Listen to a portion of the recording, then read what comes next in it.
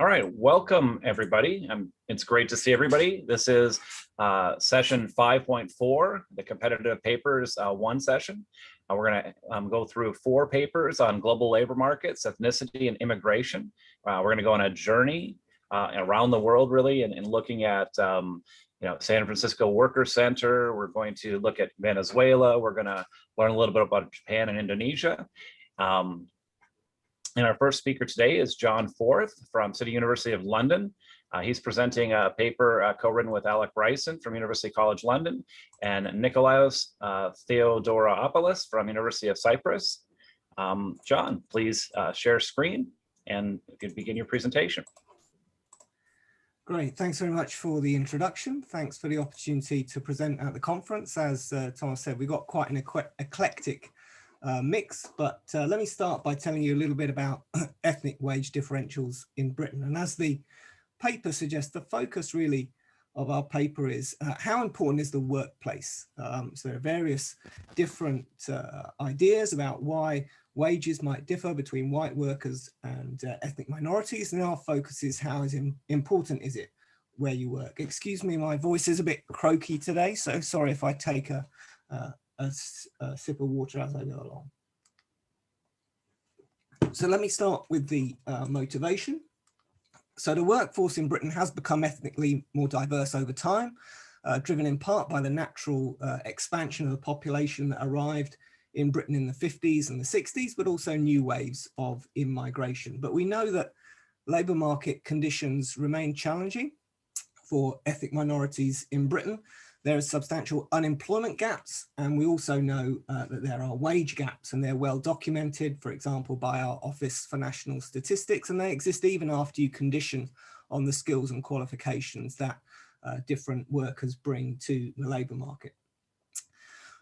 If we look at the other contextual evidence around the experience of ethnic minorities, there are a number of studies that show that hiring discrimination is prevalent in Britain, still as prevalent as it was back in the 1960s. We've not really made a lot of progress on that dimension, it seems. So there's clear segregation on the demand side. In other words, white workers and ethnic minority workers being sorted to some degree into different types of workplaces. And obviously, if those workplaces have different ambient levels of wages, that could introduce an ethnic wage differential. So if ethnic minorities are being only recruited into low wage workplaces, you could see how that could generate an ethnic wage differential at the aggregate level.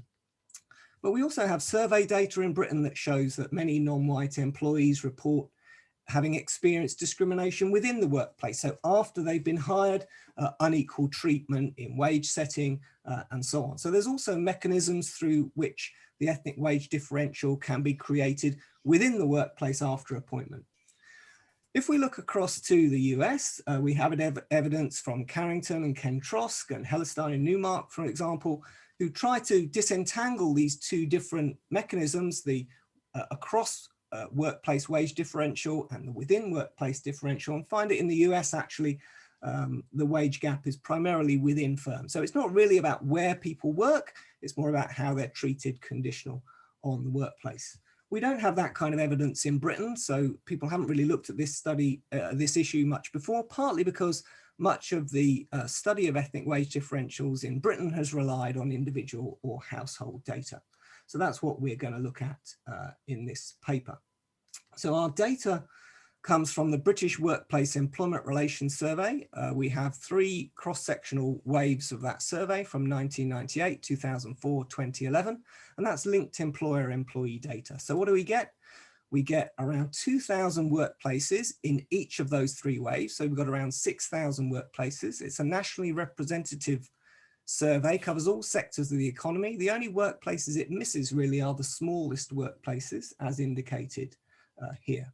We get data from an HR manager who tells us about not only the composition of the workplace, but also other information about the workplace, like its size, its ownership, industry, region, and so on.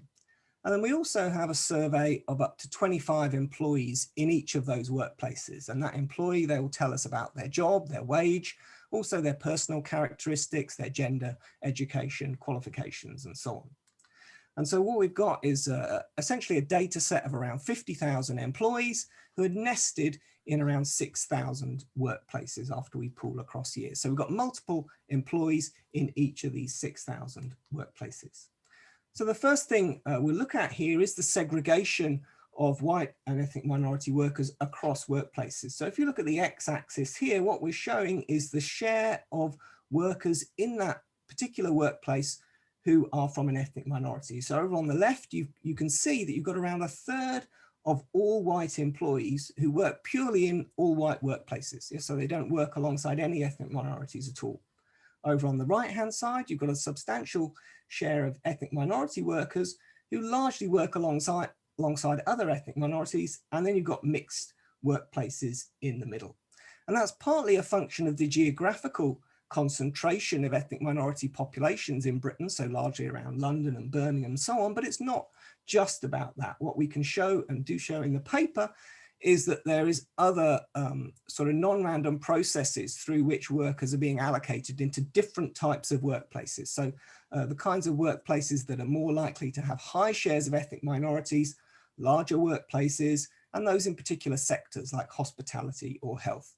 So in principle, if those kinds of workplaces paid, let's say, lower wages than the kind of workplaces that tended to employ whites, then you could see the ethnic wage differential being generated through that process. And so we go on to look at that particular issue here on the next slide. What we're doing is we're trying to identify the workplace specific wage premium. So we're regressing the employees' gross hourly wages on a set of employee characteristics, the kind of things employees bring to the labour market. And then we work out the average residual wage for each workplace, what you'd call the workplace specific component of each employee's wage. And then if we look at how that correlates with the share of ethnic minorities at the workplace, we can see whether ethnic minorities tend to work in high or low wage workplaces. And you'll see actually from the table at the bottom, there's some evidence that actually ethnic minorities tend to work in slightly high wage workplaces. So those workplaces that have a medium share of ethnic minorities between 7 and 12%, they pay wages around 5 percentage points more or higher than all white workplaces. So actually there's some positive sorting, as we call it in the labour economics literature. Ethnic minorities on average are actually employed in slightly high wage workplaces. In aggregate, that's actually going to compress the ethnic wage differential if you work through the maths. So we go on to look at this issue in a little bit more detail with our employee data, and we take the employee's wage, regress it on some employee characteristics, and then enter a dummy variable for each workplace. So what we're then doing is in a wage equation where you've got an ethnic minority dummy to identify the wage difference between white and ethnic minority workers, what we're doing is taking out the effect of where they work, the workplace specific age premium, removing that from that's in the influence of that element from the ethnic minority coefficient in the wage equation. So what we're doing here is comparing observationally equivalent ethnic minority and white workers, and it's effectively comparing them within each workplace because we're taking out the workplace specific element of their wage. And what you see, we do this separately for men and women. If we look at the male panel, you'll see that the raw wage gap between ethnic minority men and white men is around 10 percentage points. So ethnic minority men earning around 10 percentage points less than white men. When we control for some employee characteristics, so qualifications and so on, that reduces slightly. So part of that raw gap is about the kind of things that workers bring with them to the labour market. But then when we take out the workplace specific element of any wage premium, you can see that we've still got a gap of around 8 percentage points in our fixed effects estimates. So in other words, we can still see a difference of 8 percentage points even when we've taken the workplace out of the equation, or the difference in ethnic minorities and whites across workplaces. So that 8 percentage point is a within workplace ethnic wage gap. So white ethnic minority men still earn 8 percentage points less than white men within the same workplace after you compare observationally equivalent workers. If we turn to the panel for women, we see actually there's no raw wage gap in Britain for women, and that's you see that in a number of different data sets. That's because there's lots of positive sorting into work by ethnic minority. Only the higher qualified ethnic minority women tend to enter the labour market. But again, once we get through to our third column here, you can see we've taken out the workplace specific premium, we've taken out the across workplace element of the wage difference, and we've still got substantial wage gaps. Not as high as for men, but still around 6 percentage points. So what we're showing here is that a good amount of the wage gap between ethnic minority and white workers in Britain actually exists in the workplace after hiring. So of course that is not necessarily about unequal treatment. It could be maybe that we're only seeing a limited part of the reward package here, and maybe other elements of the reward package might be making up for that wage gap. Maybe some workers trading off lower wages for more job security or what have you. And so we look at that. Sorry? Well, just a 1 minute warning, John. Thank you. So we look at that issue with some satisfaction data. We look to see whether ethnic minorities are less satisfied with their wage than white workers. And we control for all the other elements of the reward package. So what we're doing here is saying we're taking observationally equivalent ethnic minority and white workers with the same total reward package. So the same pay, the same amount of training, same amount of job autonomy. And the notion here is that if ethnic minorities seem to then still be less satisfied with their pay than an equivalent white worker with the same reward package, that would imply that there's some unfair treatment going on in the wage setting there. Maybe they're not being paid their marginal product. And you can see we have a number of different specifications here, but in 3 of those 4 specifications, ethnic minorities are less satisfied with their wage than white workers. So a good indication that it is really about unequal treatment. So just to wrap up, we see considerable segregation of employees across workplaces in Britain, but that doesn't seem to contribute to the overall ethnic wage gap. Ethnic wage gaps primarily within workplace in Britain, just as Carrington and Trosk found for the US. We find that ethnic minorities are less satisfied with their pay than observationally equivalent white workers, and that's consistent with the idea that there's some unequal treatment in wage determination within the workplace. And we think our findings then give support to some of the calls that you see in Britain at the moment for mandatory reporting of within firm wage differentials. You could think about we've just had this kind of legislation for gender in Britain now. So firms have to report their within firm gender wage differential. And there's some evidence that that has pressured firms to really look closely at their wage determination process. And there are calls now to extend that to ethnicity. And we think because we find that most of the wage gap is within the workplace for ethnic minority workers, there's good reason to extend that mandatory reporting now to ethnicity. So the paper's moved on quite a bit from the version that's in Box, but if you want to get a new version as we write it up, you've got my details there to get in touch. Okay, thank you. Thank you very much, John. Excellent paper. Does not appear that our second author, Julieth, is here. Just going to say verbally, just in case. Sometimes people log in on other people's Zooms. I want to give kind of a going once, going twice, because this will give us a little bit more time then. And what I think is nice, with Catherine's paper, I actually would have ordered that right after yours because of her discussion of gender. So I just wanted to turn to Katherine first. Did you want to make a comment or observation on how yours compare? So at least his findings and policy recommendations, or any thoughts. I won't guide what you think, but I saw some similarities. No, for sure. I think, we're talking about such different sectors and workers. So maybe I can actually just share a little bit about the project, and then, maybe we can have some conversation afterwards, if that makes the most sense. Oh, perfect. Any questions of the audience then on John's paper before we get to our next paper? I do want to stall for a little bit of time just in case people are coming to see Katherine. If you go early, people will miss more of your presentation. So please feel free, Ryan, Kyoko, Joey. I had a quick question, if that's okay. John, I was just wondering, is there any way for you to decouple different types of minority groups to look at sort of discrete effects, among or between different groups of minority workers. So just one question. And then a second question sort of related to that is there any way to, or have you accounted for like how long folks have been, working in the UK or living in the UK? Because, maybe some of this is sort of like a recency effect of, recent ethnic minorities coming into to, low paying jobs or something like that. Just a quick question on those aspects. Yeah, thanks, Ryan. Two great points. So I'll take the second one first. So you're right, there's a good bit of evidence in the UK that the biggest challenges are for recent immigrants.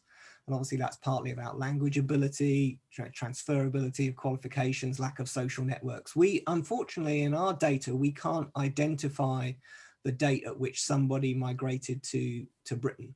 And that's an unfortunate limitation. It would be really nice to do that. But there certainly are other studies which show for the Britain, which show that the average gap that you'd see tends to be greater for people who have newly arrived.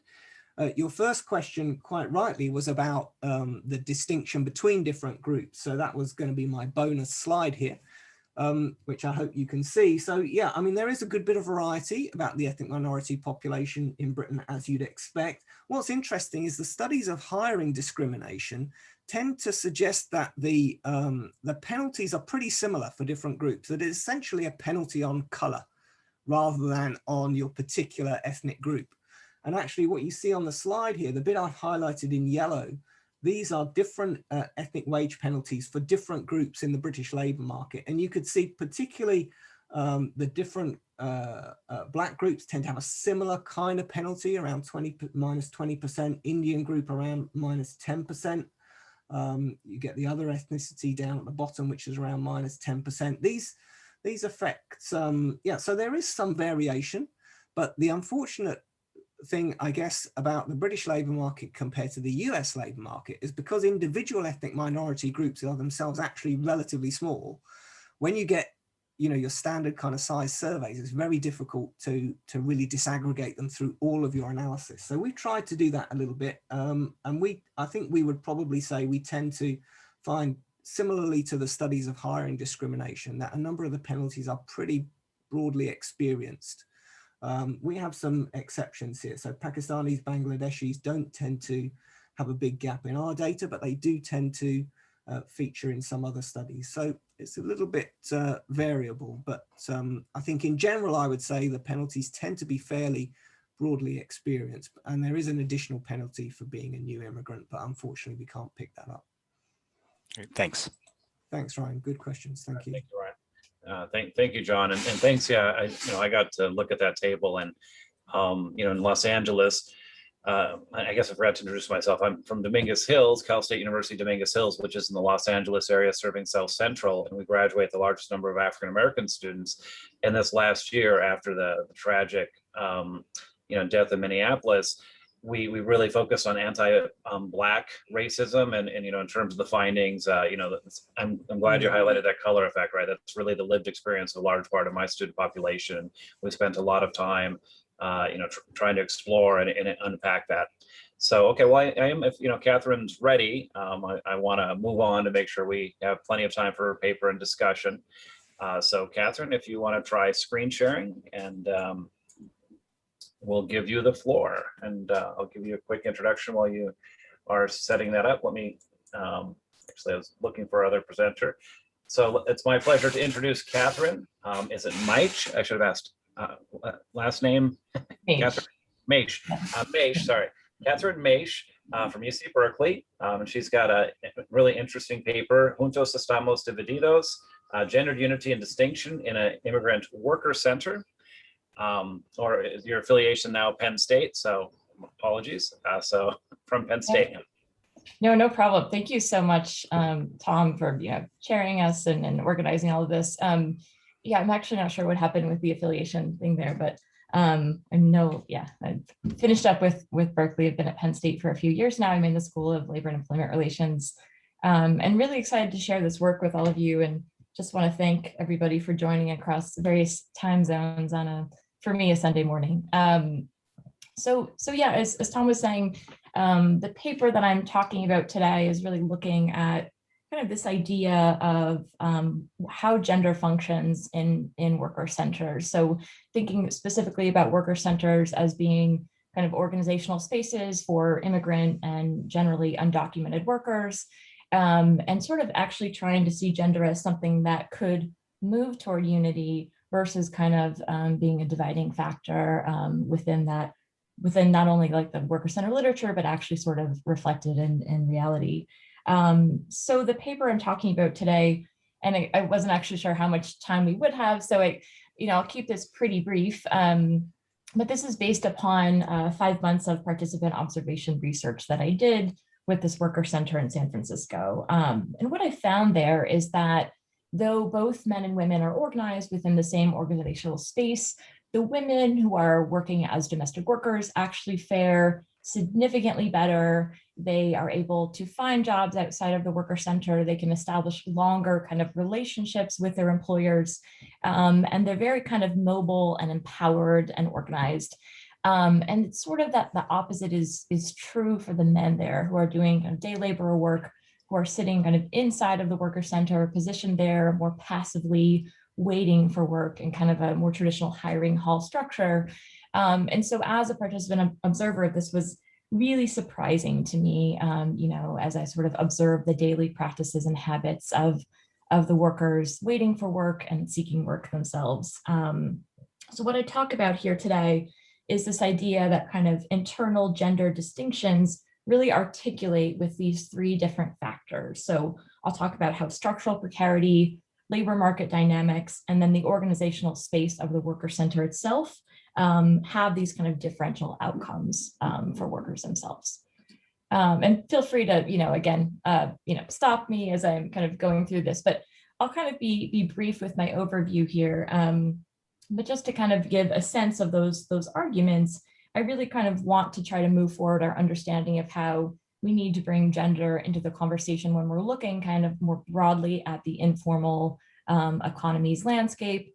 And then again, this idea of sort of these new sites of analysis for understanding unity versus kind of the fragmentation or the kind of disunity that we've sort of tended to see in some of the literature here.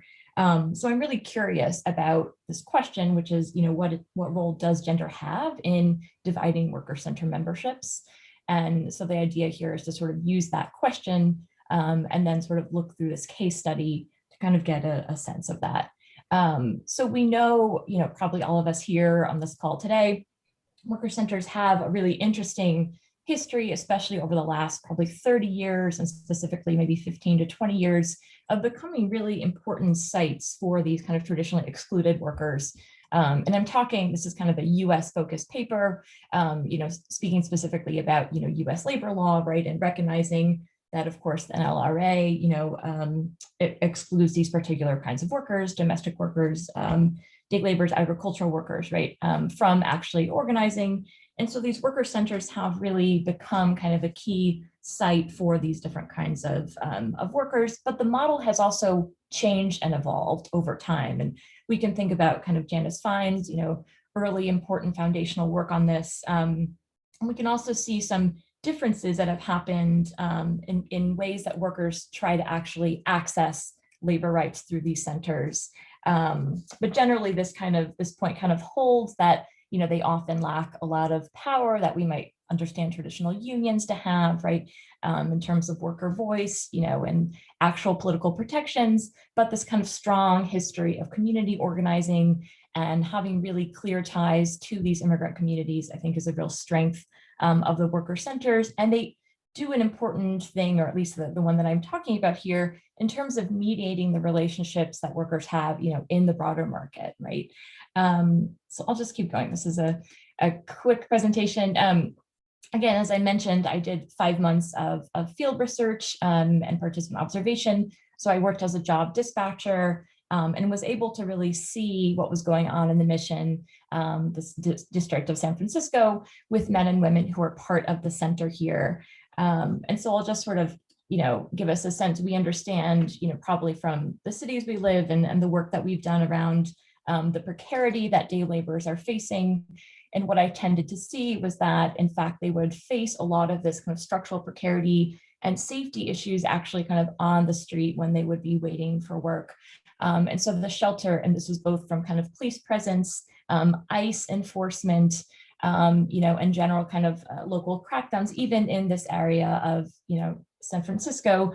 And so this is why sort of the worker center space actually provided kind of an important type of shelter in addition to kind of mediating those opportunities for jobs.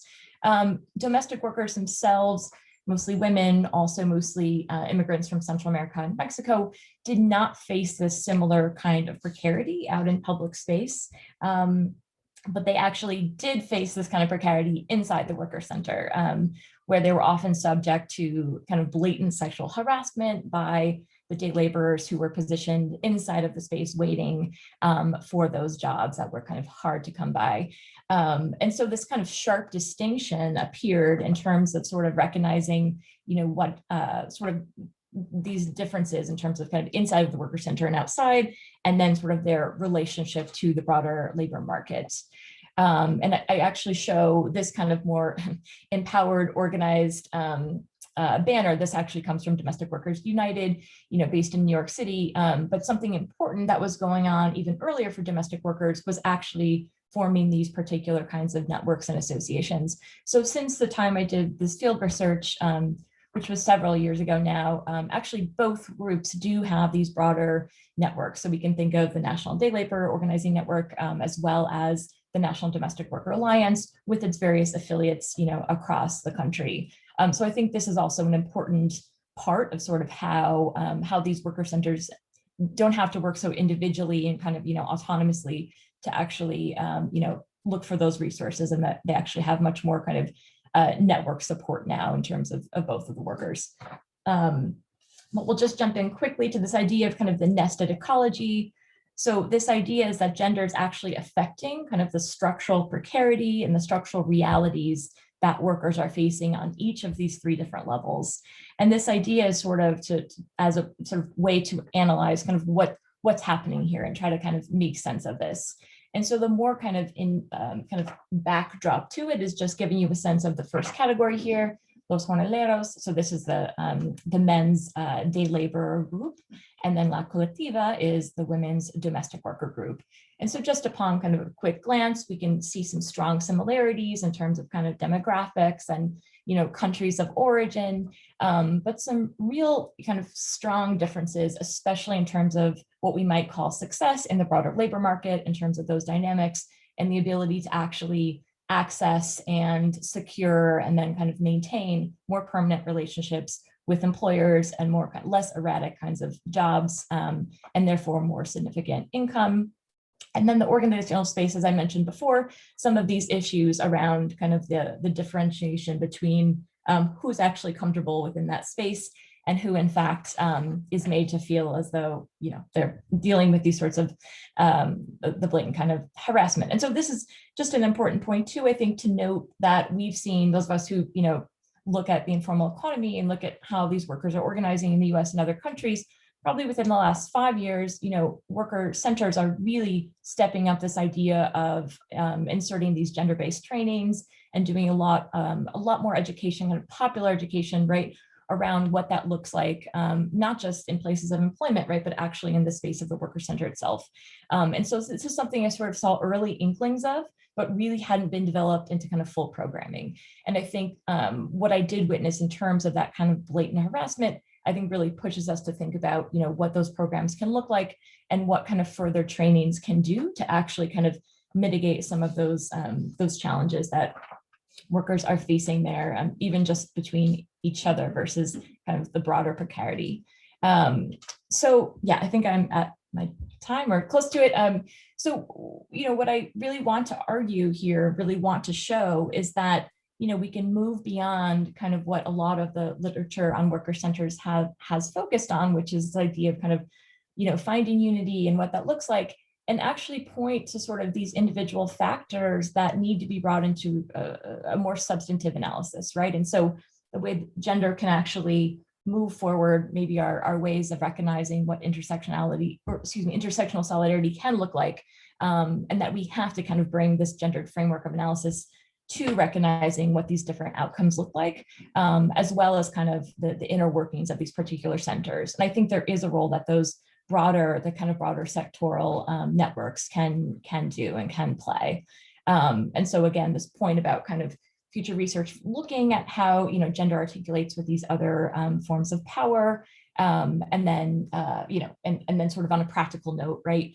Right now, for instance, I'm working with the Pennsylvania Domestic Worker Association and looking to see how we can sort of incorporate some of these trainings as part of their new the new law that was just passed in May of this past year, the new Philadelphia Domestic Worker Bill of Rights.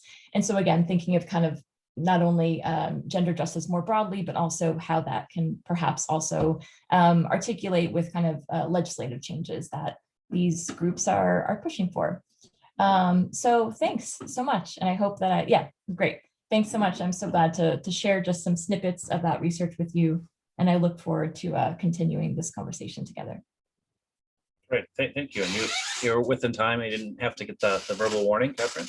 One question I had with the Collectiva and I forget the name of the other group, they were located in the same physical space though, right? And the women were taking most of their work from phone because it was a harassing, the paper talks about catcalls and, definitely feeling less comfortable in the center. So I wanted to make sure I got that right. And then they were cooking meals on Wednesdays, for probably mostly the men, but, I guess also the women there. And so, and they paid $4 a month versus $1 a month, so I just thought there were some really interesting, structural differences. They did have better outcomes, but, from a fairness, equity point of view, it feels like the services were almost negative, right? You get less service and you provide more work. Is that a fair reading of what you saw at the mission? I think it is, yeah. And thanks so much for the attention to those important details, Tom. Absolutely. And I think that this was sort of surprising to me that more women were not frustrated by this or upset about this, but I think in a way they sort of had their own thing going. They're very connected to the other members. And I think because they were so much more mobile, taking calls by phone versus having to wait inside the center and feeling really kind of frustrated and passive, I think that this was sort of part of they viewed this as just kind of part of the job, right? In order to kind of have this access and this, connection through the center, they were willing to then, in fact, do this kind of cooking and these other, like highly, gender specific tasks, right? And I think there's an important kind of cultural understandings that went into that as well, right? And but this was pretty shocking to me coming in and seeing, these sorts of practices that were just really accepted and promoted. And so this idea too, could the worker center have kind of done something to challenge that or disrupt that in a way, right? And obviously that would have to come from the workers themselves. Okay, thank you. I see Joey has the first question and then John. Yes, thank you.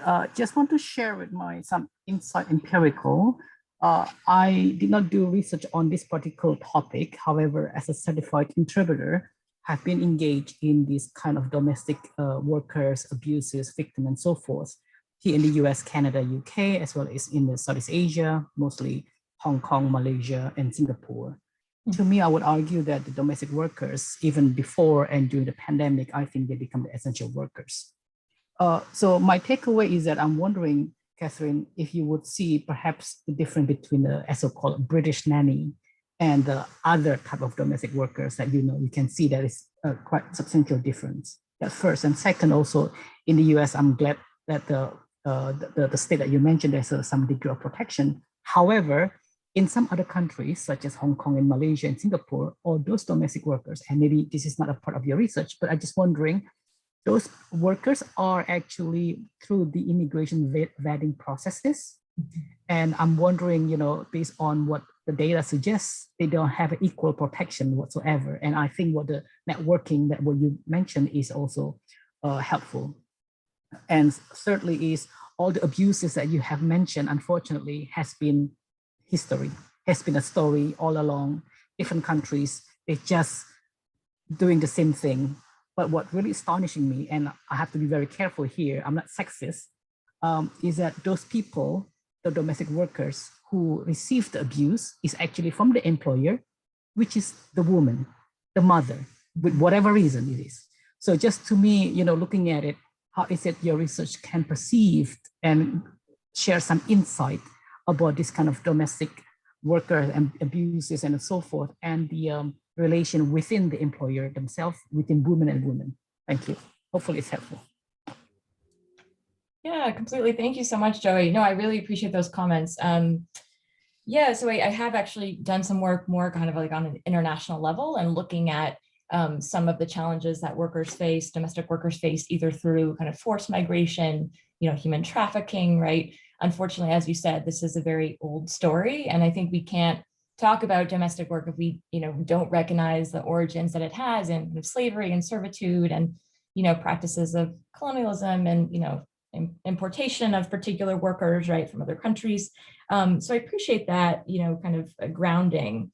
I think, what I would say is that if we wanted to do like a bit of an analogy, with those networks in the US, we do in the last, 8 years, we have the foundation of the International Domestic Worker Federation. And so this group has actually, this is the largest global group of global union group of women. And so through this network, I think workers have been able to really kind of talk through some of the challenges that they're facing, especially regionally, right? So if you think of, Southeast Asia, those are a particular set of challenges for domestic workers that, as you said, maybe the British nannies aren't facing, right? But I really appreciate the point too about kind of the, what Judith Rollins calls the, between women, this idea that this is also one of the only employment relationships that exists that is primarily negotiated between women on both sides, right? Agree. Yeah. And so this is really problematic, right? If we think about that and we think about what that means and why in fact we don't have these broader calls to bring men into these questions around housework and the division of labor and all of that. So yeah, thanks for the great points. I really appreciate it. Thank you. John.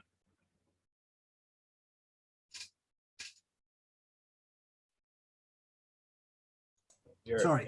Yeah, sorry, if you think we have time, Thomas, just a brief question, Katherine. From what you described there, the centre very organised, very structured on gender lines very clearly.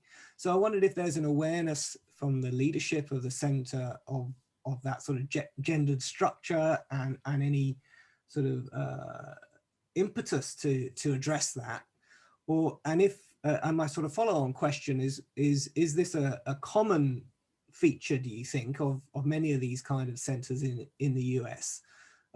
Because obviously we would have historic issues, I know, in the UK with unions and their ability to properly represent women as well as men. I wonder if there's any kind of movement to try and address these issues in the workers' centres from what you described. Yeah, thanks a lot, John. So I should just say, I did this research and I have maintained some connections with this group, but I haven't sort of like gone back in and observed. And, I don't have the kind of like inner workings on a daily basis any longer. And so I'm actually not sure what they've done internally to try to address any of these like strong discrepancies and issues that are going on. But what I do know is that, this group, La Colectiva, has become very, very like even more sort of organized and mobilized kind of outside of the worker center itself. And so I think in that way, it has given them a bit more freedom and autonomy. And so the point about sort of, do we see this in other places? I think this is a really interesting area that I don't think we've done enough research on, kind of how gender plays out or these sorts of divisions that can create in different kinds of worker centers, right? So worker centers are so, it's a term that's really thrown around, right? And some of them, in fact, don't actually house workers inside them, right? But it's more of sort of a source of community empowerment. And some do, but then they don't act as hiring halls, right? So we have all these different distinguishing factors. And so I think this is something that we have to look significantly more at, especially within kind of the broader informal economy, right? So not just domestic workers and day laborers, but expanding this to other parts of the informal economy and seeing kind of what this looks like in a more systematic way. And there's been some mapping that's been done about this, but not specifically with an eye to like gender justice trainings and moving forward. So so thanks. I hope that this is something that we can all kind of continue with and keep an eye on. Yeah, no, I just wanted to highlight, you make the point at the beginning of your paper, the day laborers, domestic workers, and then agricultural workers, which you didn't discuss, are not covered by the federal protections, and how these centers have this requirement to be politically active, right? They do flyering, and they do, some other things to kind of deal with the fact that they have this, they're kind of a left out status. Okay, well, that was great. And I do want to make sure, Joey, we have plenty of time for your introduction, and I'm going to try my best. I apologize. Hopefully I do a little better than the last name, but it's my pleasure to introduce, is it Joey Soehardjojo? Yes, it's Joey Soehardjojo. Okay. Don't worry. Thanks, John. And Thomas, sorry. That's right. I think it's got a paper, Embedded and Layered Contestation in the Diffusion of Dominant HRM Models, Evidence of Japanese Management Practice Adoption in Indonesia. And what I thought was really interesting about this paper, when we look at labor relations, is you have a more collaborative approach towards unions in Japan, and a more adversarial, kind of more US approach towards unions in Indonesia, as I understand from the paper. Yes. And then there's actual policy that Indonesia, you're prohibited as a foreign company like Toyota Yes. to hire the HR personnel, right? So I think we'll really enjoy hearing the details on the paper here. But I thought this was a fascinating kind of two cultural study looking at two different groups. So and let's see, I think I failed to do your institutional and Sharing. it's from Cardiff University, right? Yes, and, Cardiff, yeah. Your co-authors. All right, thank you. Yes. Take it away. Okay, thank you. Thank you, Thomas. So everybody can see my screen? I cannot see it myself. Oh, yeah, we can see it here on slide 1. Okay, that's good. Yeah, thank you, everybody. Yeah, so this research really based on my PhD data, and gladly my PhD has been awarded as the best dissertation here in LERA last year, 2020, during the pandemic. And I collected data, additional data right before the pandemic in China as well. So the objective of this paper really is, perhaps I can get some insight from you guys. The co-authors and I had been working on it, and we tried to submit it to the AID, hopefully next week or so. And what the paper is really looking at is the motivation of understanding, how is it then Japan dominant HRIR practices, the human resources management and harmonious employment relation, quote unquote. Is it still become a dominant, regardless of this, Japan become the third largest economy, and China is become the second largest economy, and more importantly, and I think it's relevant to a lot of research in the international comparison, is that China is really redefining every business sectors around the world, and in particular in Southeast Asia. Secondly, when we look at Indonesia, perhaps as Thomas mentioned, that some literature still stick within the mentality of Suharto's regime and so forth. It is still relevant, but however, Indonesia has been named as an emerging market economy. This is before the pandemic, along with Malaysia, Thailand, and any other Southeast Asia, including Eastern Europe, such as Hungary and Poland. So understanding that kind of interaction between Japan is very interested to dominate, to diffuse and transfer its best HRIR practices, but Indonesia themselves also want to protect their own businesses and also business system. The specific research here is on the HRIR practices. So I'm not talking about anything else, because I know that Indonesia is still considered a small country, and people are going to say, even many of the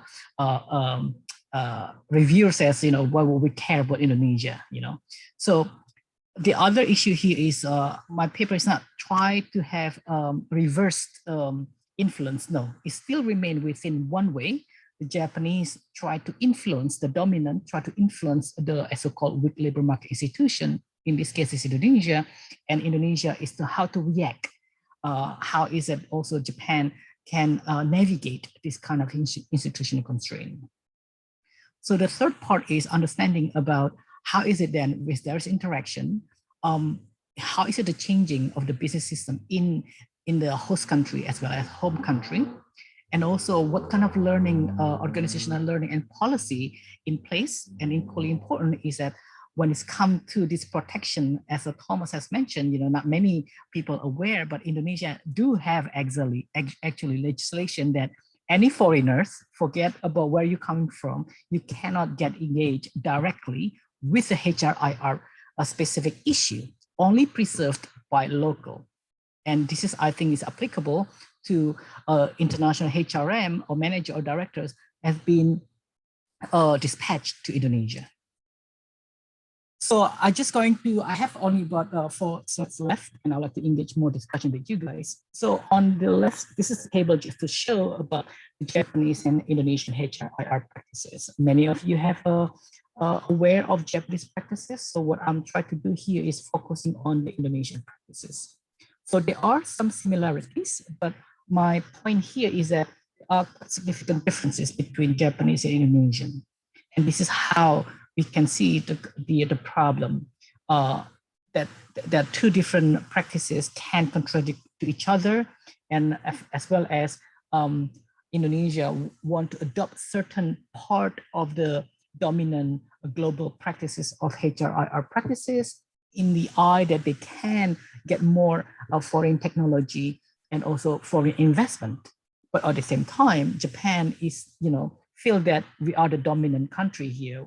Or by the end of the day, this is the product of Japanese product, the label of a Japan name, and has to be on Japan standard. And Japan want to maintain its international reputation in maintaining best practices in the HRIR, especially in the union practices. So there are some conflicts and interests, but at the same time, there's a room for improvement for both countries. And this is where my paper all about understanding the embedded and layer of institutional diffusion processes, mechanism, and outcomes. So I just want to share about a bit on the data. So the data I have gathered here is quite unique, I believe. I'm looking at only not just the car manufacturers, but all over the automotive manufacturers, including the auto parts maker, tier 1, 2, and 3. And I think this is important in terms of HRM and IR, because they have different type of union, organization, and also skill and development in each type of a manufacturer. Everybody would aware of the Toyota, Daihatsu, and so forth, or the car. That's it's very good for me to move forward. But the other part is Honda and Yamaha Motor. They produce motorcycles. And this type of motorcycle is only produced and marketed to certain area of countries, such as Southeast Asia and some part of Africa or any other country in India. This is not, I'm talking about Harley Davidson motorcycle, which is, for luxuries and all this stuff. But this is, if you can see Uber, and some of you may been to Bali and so forth, motorcycle is actually the bloodline of the transportation, commercial automotive transportation for the local people. So I think this is also important to show that what is relevant between making and producing motorcycle and market it, and also how is the auto parts doing to support this kind of businesses. The other important part of the data is that there is a parent local company. It's called Astra Toyota Motor or Astra International. Maybe some of you may be aware of a Tata Group in India. So they are very similar. But the focus here in Astra and why it's important in my paper is that Astra is determined to protect specific Indonesian business practices on the HRIR, and that's what I think is the meat of my paper. So I just want to show you the let me see if I can move on to the next one. Yes. So this is the findings of the paper. This is just illustrate the interaction at the macro, meso, and micro level. Everybody have different interests. And what my data also suggests is that not only just focusing on multinational corporation, such as typical union, management, employee, but also other type of diffusions agencies, anywhere from the NGOs, advocacy group, and also the chambers of commerce and so forth. So I classify these as a business association who directly involved in diffusing, managing, and navigating the institutional transfer processes, mechanism, and outcomes of best practice of HRIR. So they are from both countries, Indonesia and Japan, and how they interact together. And remember, because of the legislation in Indonesia, how is these meso level agency and business associations can engage is actually at the meso level, because at the macro level, they get stuck. They cannot, again, influence Indonesia directly. At the micro level, also there are some institutional constraints that the Indonesian management HR director, they just refuse it because, you know, they are being backing up by the local regulation. However, at the local level as well, at the micro and the firm level, the Union of Indonesia is quite open to the Japanese influence because they want to see this is what the Japanese can do and can learn, and perhaps this is to improve their bargaining and also their bargaining and also the participation within the management decision. However, the Japanese management have a strong commitment and they cannot do much about it. As a result, they use quasi-government agencies, try to train the Indonesian management HR IR directors back to Japan. And the Indonesian management says, okay, we can do that. I welcome that invitation, but I'm the person who engaged with the selection processes. So this is how the line shows the thickest, it shows the strongest influence, and the dashes there is how it says indirectly influence.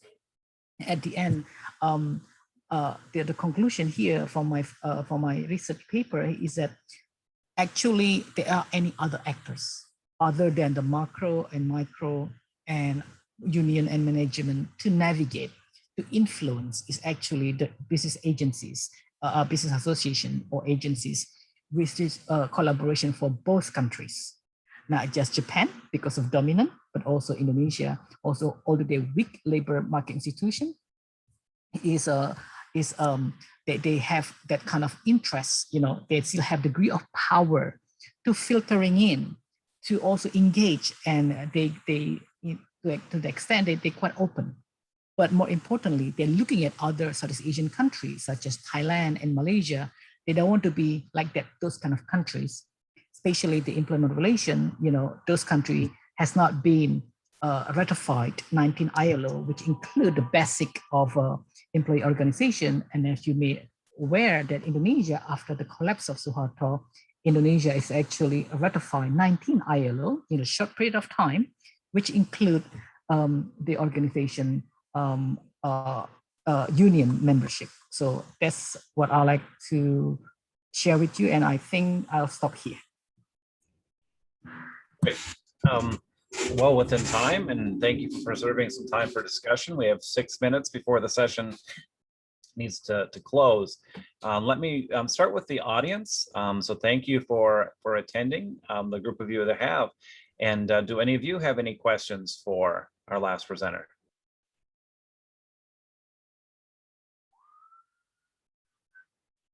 Yeah, if I could, Thomas. Joey, from what I understood, you kind of implied that the Indonesian trade unions were quite welcoming of the Japanese influence. I wonder if you could just say a little bit more about that. You know, what in particular attracted them, what they thought they would achieve by encouraging the Japanese companies. Yes, thank you, John. That's also a part of the meat of this paper. The Indonesian union is also quite welcome to a certain degree of Japanese employment relation practices. I'll just give you some example for what they not agree on. For example, work practices that they work long hours. They don't like that. They also have the ideology that we are a religious person, you know, which they look at in Japanese is kind of communist type or capitalist. The part that welcome and inspired the Indonesian union is that they want to increase the employment, the employee participation or union participation within making the decision in management, first. And second, they want to mobilize, which they have already have a so-called Ringo, spring offense once every year. In Indonesia is once every May. So they have that kind of type. And they also welcome some leadership of a Japanese union as so-called harmonious relations. In the data I have presented, some of them they have adopted quite significantly in the automotive automotive manufacturer in tier 2 and 3. And even the Indonesian management is also welcome to this kind of enthusiasm and adoption of the Japanese practices. For example, harmonious, as we call harmonious employment relation, when the Indonesian union can engage in the selection processes and also when they get a penalty or something to kick out the employee, the union be a part of the HR, local HR management practices. So those kinds of stuff of between Indonesia, they adopted some sense of Japanese union practices. It's interesting to hear you talk about that, because there are a number of echoes in what you say there of the kind of history in the UK, as I'm sure you might know, when some of the Japanese plants like Nissan set up in the Northeast, and actually a number of unions were quite attracted by this idea, of having a greater form of participation in managerial decisions. But it came with two important caveats. One was that the Japanese company would only sign a deal with a single union. Yes. Yeah. So they had these kind of parades where you try and find the right union, and then also that there was no, you weren't allowed to strike, basically. So a lot of the union movement thought, these unions are selling out to the Japanese companies here. They've taken the sweetheart deal and they're not going to be able to have any power. So presumably you have the same dynamics going on in Indonesia. Maybe there are some unions who think this is a bad idea. You're selling out. Yes. Yeah. Just quickly, that's true, John. The good thing about Japan, whatever they do around the world, they do it very similarly. So I can confirm with you, even Indonesian practices, that's how the Japan expect. So yes, I totally agree with you. Yeah, it's an interesting parallel. Thank you. Yeah, thank you. The question I had, Joey, was are the Indonesian managers who get experience with this harmonious union, practices, do they also admire the productivity, right? Are they finding that with these practices, productivity, increases? So they like the decision making. They don't like the long hours, right? But if the productivity is high, and I ask that because Los Angeles used to be really the center of manufacturing, and all the Japanese companies started in LA. And in the last couple of years now, Toyota has left and relocated to Texas, right? And and that's not as union a friendly state as California. So it is, interesting. I hadn't thought about maybe the problem is they like unions on like their terms, right? Not quite as well, but also it just became productivity. The wages in California are so much higher. It was hard to be competitive without moving to either the South or to Texas. So, but I think that you're giving me some data that in Indonesia, they do find there is a productivity increase, which is maybe good for the unions overall in Indonesia, that this works, because that's something many of my students don't quite understand in America. It's just such an adversarial thing. Even business schools kind of teach or put the exam answer, the correct answer is union avoidance, right? And so I always have to say, that's not an agreed upon common right answer.